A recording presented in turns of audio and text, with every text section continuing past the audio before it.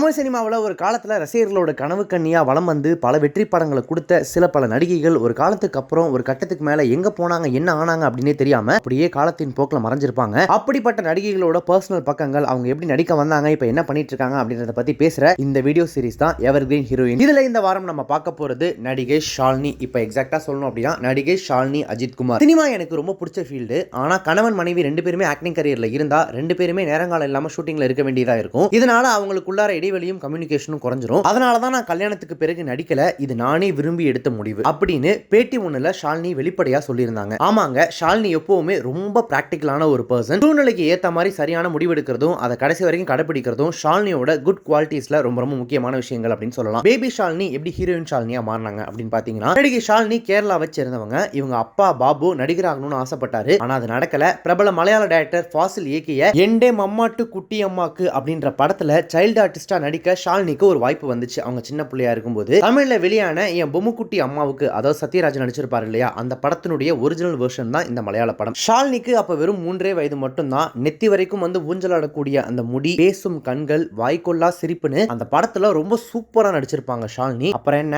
ஷாலினி மலையாள சினிமாவில் most wanted child ஆர்டிஸ்டா மாறிட்டாங்க. 1980களில் தமிழ் சினிமாவில் வெளியான ஓசை, பிள்ளை நிலா, விடுதலை, சிறைப்பறவை போன்ற பல படங்கள்ல குழந்தை நட்சத்திரமா நடிச்சு பட்டையை கிளப்பினாங்க ஷாலினி. ரகுமான் நதியாவோட நடிப்புல வெளியான நிலவே மலரே படத்துல மண்ணில் வந்த நிலவே என் மடியில் பூத்த மலரே அப்படின்ற அந்த பாடல் இப்பவும் நம்ம காதுகள்ல ரீங்காரமா ஒழிச்சுக்கிட்டே இருக்கு அப்படின்றத இங்க யாராலையுமே மறுக்க முடியாது இல்லையா. அந்த பாட்டுல ஒரு செல்ல கோபத்தோட நடிச்ச ஷாலினியோட பர்ஃபார்மன்ஸ் இப்ப பார்க்கும் போதும் அவ்வளோ கியூட்டா இருக்கும். 1983 இருந்து 91 வரைக்கும் தமிழ், தெலுங்கு, மலையாள மொழிகள்ல சக்சஸ்ஃபுல் சைல்டு ஆர்டிஸ்டா ஷைன் ஆன ஷாலினி அதுக்கப்புறமா சினிமாவில இருந்து 6 வருஷங்கள் பிரேக் எடுத்துக்கிட்டாங்க. அப்படி நல்லா நடிச்சுட்டு இருந்தப்போ ஏன் 6 வருஷங்கள் திடீர்னு பிரேக் எடுத்துக்கிட்டாங்க அப்படின்ற கேள்வி எல்லாருக்குமே இருந்துச்சு. அதுக்கு அவங்களே சொல்லியிருக்க பதில் என்ன அப்படின்னா, சினிமாவில இருந்து பிரேக் எடுத்த அந்த நேரத்துல நான் ரொம்ப நிறைவா இருந்தேன். படிப்புல கவனம் செலுத்தியதோடு மட்டும் இல்லாம என் ஃப்ரெண்ட்ஸ் கூட ஜாலியா நேரம் செலவு பண்ணேன். குழந்தை நட்சத்திரமா இருந்தப்போ கிடைக்காத அந்த பிரைவசி நான் தனியா சினிமால இருந்து விலகி இருந்தப்போ எனக்கு கிடைச்சது அப்படின்னு சொல்லிட்டு ஒரு சிறகு முளைச்ச பட்டாம்பூச்சியை போல அந்த டைம்ல மீடியா இன்டர்வியூல ஷாலினி தன்னுடைய உணர்வுகளை வெளிப்படுத்தி இருப்பாங்க.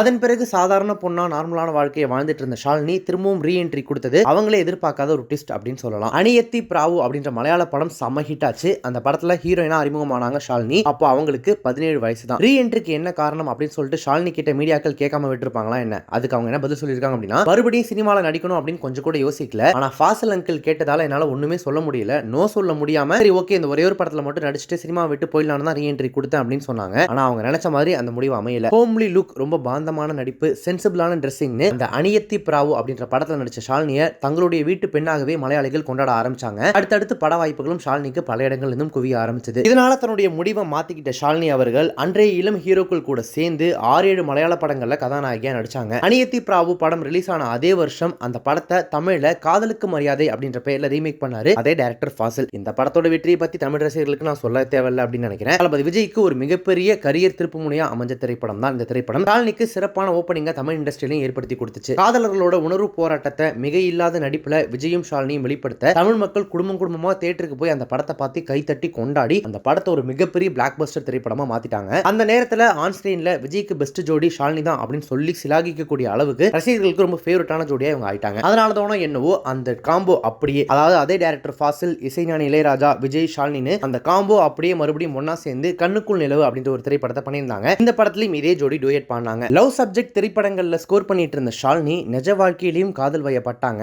அதற்கு அடித்தளமிட்ட படம் தான் அமர்க்களம். இந்த அமர்க்களம் படத்துல அவங்களை நடிக்க வைக்கிறதுக்காக தயாரிப்பு நிறுவனம் போயிட்டு ஷாலினி அவங்கள்ட்ட அப்ரோச் பண்ணப்போ, இல்ல நான் இப்ப நடிக்கிறதுல எனக்கு இஷ்டம் இல்ல, நான் படிக்க போறேன் அப்படின்னு ஷாலினி சொல்லியிருக்காங்க. இதை கேள்விப்பட்ட படத்தினுடைய ஹீரோவான நடிகர் அஜித் ஷாலினி கிட்ட போயிட்டு உங்க கூட ஒர்க் பண்ண நான் ஆசைப்படுறேன், தயாரிப்பாளர்களும் உங்களை புக் பண்ண விரும்புறாங்கன்னு ஷாலினியை எவ்வளவோ கன்வின்ஸ் பண்ண ட்ரை பண்ணியிருக்காரு. ஆனா ஷாலினி தன்னுடைய முடிவுல இருந்து மாறவே இல்லை. பெரும் போராட்டத்துக்கு அப்புறமா தான் ஷாலினியை தயாரிப்பு குழுவினர் சம்மதிக்க வச்சிருக்காங்க. அங்க இருந்து தான் கோலிவுட்டின் சூப்பர் காதல் ஜோடியான அஜித் ஷாலினியின் காதல் கதை ஆரம்பமாச்சு. பொதுவா பிரபலங்கள் திருமணத்துக்கு பிறகும் கூட தங்களுடைய அந்த காதல் கதையை பத்தி ரொம்ப வெளிப்படையாலாம் பேச மாட்டாங்க. பட் இருந்தாலும் அஜித்குமார் அவர்கள் ரொம்பவே ஓபன் ஹார்ட் பர்சன் அப்படின்றதுனால ஷாலினியுடனான தன்னுடைய அந்த காதல் கதை பத்தி ஒரு இடத்துல ரொம்ப சென்சேஷனல் ஸ்டேட்மெண்ட் கொடுத்திருக்காரு. என்ன அப்படின்னா, அமர்க்களம் படத்தோட முதல் நாள் ஷூட்டிங்ல ஷாலினியை பார்த்த உடனேயே அவங்க மேல எனக்கு காதல் வந்துருச்சு அப்படின்றத ரொம்பவே வெளிப்படையா சொல்லியிருக்காரு. அஜித் ஷாலினி கிட்ட கத்தியை வச்சு மிரட்டுற மாதிரியான ஒரு சீன் படத்துல வரும். அந்த ஷாட்ல நிஜமாவே காயம் ஏற்பட்டு ஷாலினியோட கையில இருந்து ரத்தம் கொட்டி இருக்கு. இதை பார்த்து அஜித் பதறி போயிருக்காரு. ஒன்னும் இல்ல சின்ன காயம் தான் அப்படின்னு சொல்லிட்டு ரொம்ப கேஷுவலா ஷாலினி அந்த சூழல கடந்து போயிருக்காங்க.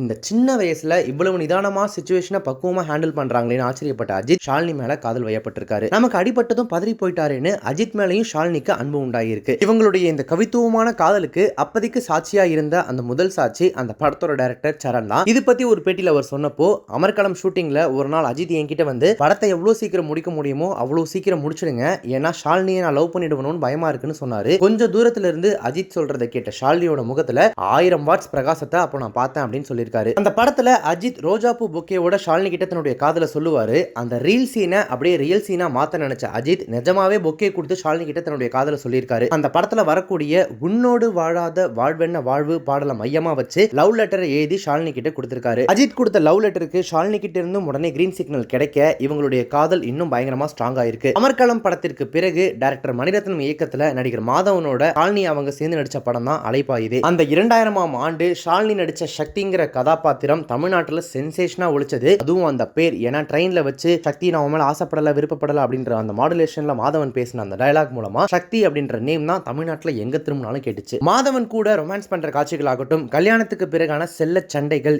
ஈகோ கிளாஷ்கள்னு பலவிதமான உணர்வுகளையும் ரொம்ப நேர்த்தியா ஹேண்டில் பண்ணி ஒரு நடிப்பு ராட்சசியா இந்த படத்துல ஷாலினி பெர்ஃபார்ம் பண்ணியிருப்பாங்க. இந்த படம் ரிலீஸ் ஆகி அடுத்த 10 நாட்கள்ல அஜித்தும் ஷாலினியும் திருமணம் செஞ்சுக்கிட்டாங்க. பின்னர் 10 மாதங்களுக்கு பிறகுதான் நடிகர் பிரசாந்த் கூட ஷாலினி சேர்ந்து நடிச்ச பிரியாத வரம்பு என்னும் படம் ரிலீஸ் ஆச்சு. ஷாலினி நடிச்ச கடைசி படமான இதுவும் பாக்ஸ் ஆபீஸ்ல மிகப்பெரிய ஹிட் தான். தமிழ் மற்றும் மலையாளத்துல லவ் சப்ஜெக்ட் படங்கள்ல ஹீரோயினா நடிச்சாலும் கூட கிசு கிசு சர்ச்சைன்னு எதுலயுமே ஷாலினியோட பேர் அடிபடல. தன்னுடைய பர்சனல் மற்றும் ப்ரொஃபஷனல் 2 ஏரியாவையும் கவனமாகவும் கண்ணியமாகவும் பக்குவத்துடனும் ஷாலினி பேலன்ஸ் பண்ணி அப்பவே ரொம்ப பிராக்டிகல் பர்சனா இருந்திருக்காங்க. தன்னுடைய யதார்த்தமான நடிப்பால ஃபேமிலி மற்றும் யூத் ஆடியன்ஸ் மனசுல சிம்மாசனம் போட்டு உட்கார்ந்த ஷாலினி ஹீரோயினா 5 தமிழ் திரைப்படங்கள் மட்டும் தான் நடிச்சிருக்காங்க. ஷார்ட் பீரியட் மட்டுமே சினிமா காலத்துல இருந்தாலும் கூட டாப் ஸ்டாரா தான் ஜொலிச்சாங்க. சினிமாவில் நடிக்கலனாலும் கூட ஷாலினி இப்பவும் பிஸியா தான் இருக்காங்க. தன்னுடைய பிள்ளைகள் அனுஷ்கா ஆத்விக் 2 பேருக்கும் சூப்பர் மாமா இருக்காங்க. அதே மாதிரி தனக்கு பிடிச்ச பேட்மிண்டன் விளையாட்டுல மாநில அளவிலான போட்டிகளில் கலந்துகிட்டு பதக்கங்களை வென்றாங்க. இவங்க சிஸ்டர் ஷாமிலியும் அக்கா ஷாலினியை போலவே குழந்தை நட்சத்திரமா சக்சஸ்ஃபுல்லா இருந்தவங்க தான். தன் பிள்ளைகள் மற்றும் தங்கை ஷாமிலியோட எடுத்துக்கிற கியூட் போட்டோக்களை சோஷியல் மீடியால போஸ்ட் பண்றது ஷாலினி அவங்களுடைய வழக்கமா இருக்கு. இது எல்லாத்துக்கும் மேல தான் காதலிச்சு கரம் பிடிச்ச தன்னுடைய காதல் கணவர் நடிகர் அஜித்துடன் ஷாலினி ரொம்ப அழகா அன்பா சோ கியூட்ல அப்படின்னு சொல்லக்கூடிய அளவுக்கு வாழ்ந்துட்டு வராங்க. நடிப்பை தாண்டி car racing, bike travelling, helicopter ரைடிங்னு அஜித் தனக்கு பிடிச்ச விஷயங்களை எக்ஸ்ப்ளோர் பண்றதுக்கு ஷாலினி கொடுக்குற அந்த சப்போர்ட் ரொம்ப ரொம்ப அதிகம். கொஞ்ச நாளைக்கு முன்பு அஜித் விடாமுயற்சி ஷூட்டிங்காக அஜர்பைஜான் நாட்டுல இருந்திருக்காரு. அப்போ சென்னையில ஷாலினிக்கு ஒரு சின்ன அறுவை சிகிச்சை ஒன்று நடந்திருக்கு. மனைவியை பார்க்க உடனே சென்னைக்கு பறந்தடிச்சு வந்திருக்காரு அஜித். மருத்துவமனையில தானும் அஜித்தும் கைகோர்த்து இருக்கிற ஒரு போட்டோவை சோஷியல் மீடியால ஷேர் பண்ணியிருந்த ஷாலினி லவ் யூ ஃபார் எவர்னு கேப்ஷன் போட்டிருந்தாங்க. கிட்டத்தட்ட 25 வருடங்கள் ஆகியும் தங்களின் அன்பும் காதலும் துளியும் குறையவே இல்லை அப்படின்றத அந்த போட்டோ சொல்லாம சொல்லுச்சு. இப்படி 90களில் ஃபேவரட் ஹீரோயினா அறியப்பட்டாலும் தன்னுடைய கியூட் அண்ட் ஸ்வீட் அணுகுமுறையால இப்ப வரைக்கும் தமிழ் மக்களின் பிரீத்திற்குரிய பெண்ணா ஷாலினி இருந்துகிட்டே தான் இருக்காங்க, எப்பவுமே இருப்பாங்க. அவங்க கடைசி வரைக்கும் கம்பேக் கொடுக்காம நடிக்க வராமலே கூட இருந்துடலாம், அதெல்லாம் பிரச்சனையே கிடையாது. அவங்க நடிச்சது வெறும் 5 திரைப்படங்கள் தான் தமிழ்ல அப்படின்னாலுமே காலத்துக்கும் அந்த 5 திரைப்படங்கள் அவங்களுடைய பேரை சொல்லிக்கிட்டே இருக்கும். அஜித் குமார் ஷாலினி அப்படின்ற ரொம்ப சப்போர்ட்டிவான ஒருத்தருக்கு ஒருத்தர் விட்டு கொடுத்து வாழக்கூடிய இந்த காதல் ஜோடியின் பெயரை காலம் சொல்லிக்கிட்டே தான் இருக்கும் அப்படின்றத சொல்லிக்கிட்டு இப்போ ஷாலினி அவங்களை பத்தி சொன்ன இந்த வீடியோ உங்களுக்கு ரொம்ப பிடிச்சிருந்துச்சு அப்படின்னா லைக் பண்ணுங்க, ஷேர் பண்ணுங்க. இந்த வீடியோல சொன்ன விஷயங்களை பத்தி உங்களுக்கு கருத்துக்களை கமெண்ட்ஸ்ல சொல்லுங்க. நம்ம சேனல் இது வரைக்கும் சப்ஸ்கிரைப் பண்ணாதவங்க யாராவது வீடியோ பார்த்துருக்கீங்க அப்படின்னா மறக்காம உடனே இப்பவே நம்ம சேனலுக்கு சப்ஸ்கிரைப் பண்ணிட்டு பக்கத்துல நோட்டிஃபிகேஷன் பெல் பட்டனை மறக்காம டிங் நினைத்துருங்க.